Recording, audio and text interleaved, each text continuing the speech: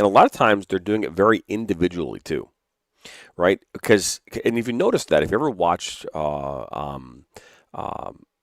watched it the other day, right? With Alice, they actually defended very, very well. I was very Extremely impressed well. with their defensive Yes. abilities. Yes. But if you notice, what they tend to do is they very physical, right? They are going to come at you, right? And they do that because they want they as players inside, and we talked about this in regards to like gotta be that little nutty goalkeeper the other day. You have to have these enforcers in the back line. Skillful players do not want to be physical, right? They are skillful and they want to be away from the physicality. So they do everything they can to stay away and stay clear of physicality.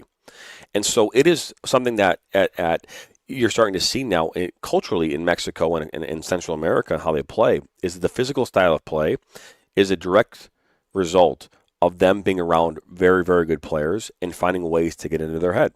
And so you're going to come at them with two cleats. You're going to come at them very physical. And I'm not saying like to be dangerous, but they're going to toe that line, like Oh yeah. literally toe that line.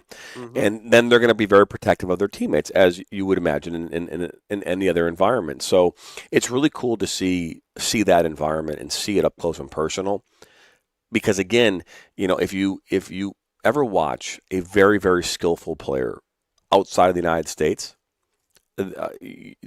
very individualistic. They're very much about how do I do this, and then they bring their teammates in, but about getting it back to them.